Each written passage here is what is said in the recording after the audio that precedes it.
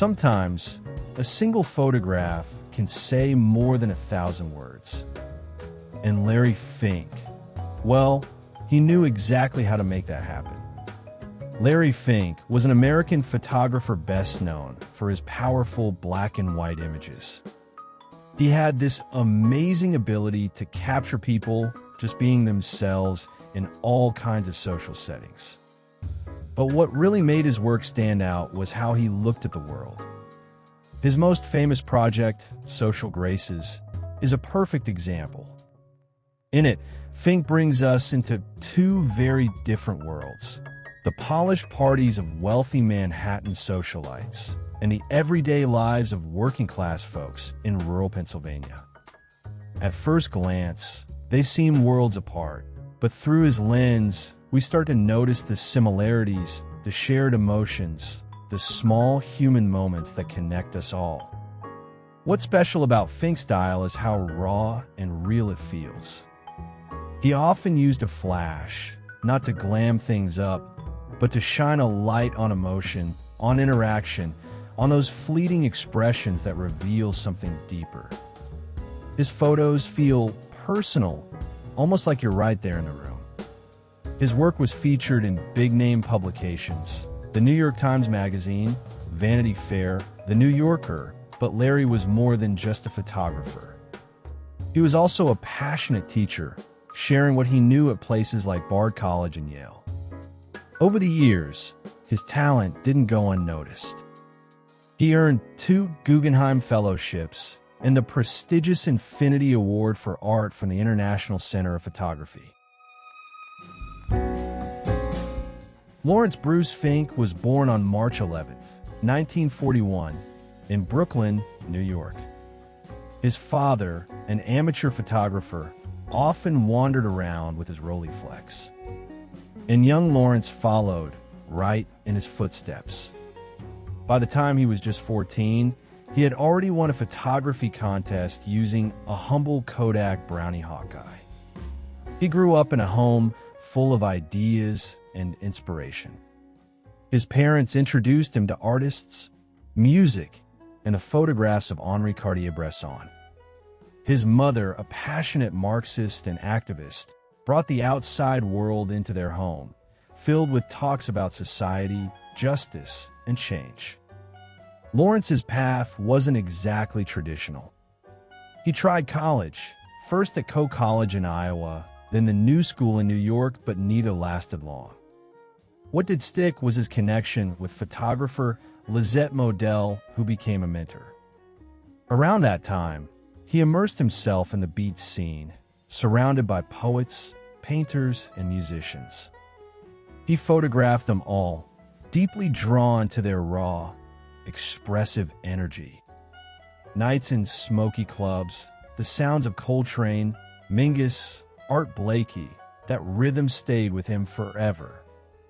In the early 70s, Fink turned his lens toward Manhattan's high society, the glamorous nightlife, the debutante balls, even Studio 54.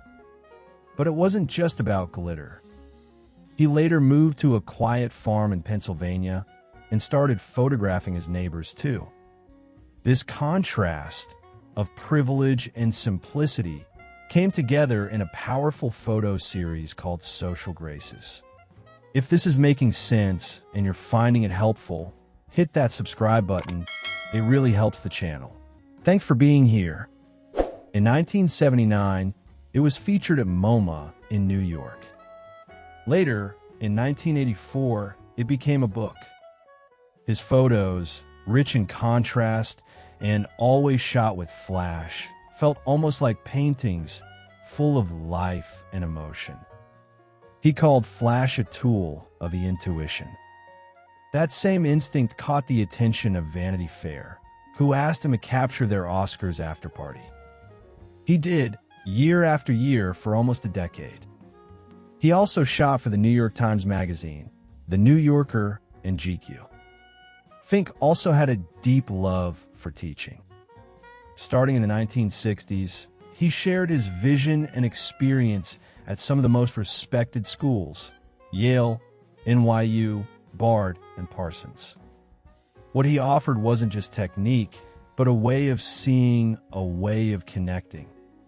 And he passed that on with the same intensity he brought to his images.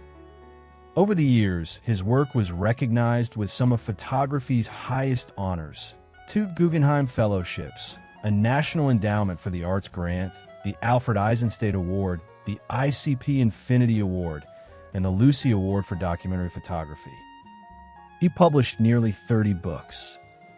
Some of the most well-known were Boxing, Runway, Forbidden Pictures, The Beats, and of course, Social Graces. Larry Fink passed away in 2023. At the time, he was still working, still creating. The last book he touched, Larry Fink, Hands on a Passionate Life of Looking, came out the following year in 2024. Today, his photographs live on in the world's greatest museums, from MoMA and the Art Institute of Chicago to the Smithsonian and the National Library of France.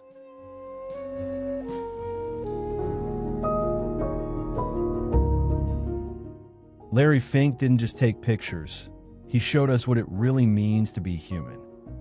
In every shot, there's this mix of tension and tenderness, a little humor and some heartache. Whether it was a smoky jazz club, a fancy ballroom, or just a quiet bar out in the countryside, Larry saw people. Not just faces or poses, but the whole of them. And he gave them room to just be, with all their beauty, all their flaws. Larry learned pretty early that making art isn't just about technique, it's about instinct. He studied with the great Lisette Model, sure, but their connection was more about feeling than formal lessons. He didn't need instructions. He already felt what to look for, and what he captured were people in their most raw, honest moments. His photos whispered truths, quiet ones, the kind that stick with you. His portraits of Malcolm X, his lifelong love for photographing jazz musicians. It all showed a man who understood power, culture, and resistance. And even when he pointed his camera at high society, it wasn't to flatter. It was to show that odd little dance between glamour and loneliness. But at the same time, he was right there in the heart of rural Pennsylvania, living and breathing it, photographing working-class families with the same intensity and care. Whether it was champagne at a gala or beer at the local bar, Larry caught those little moments, the looks, the gestures, the silences.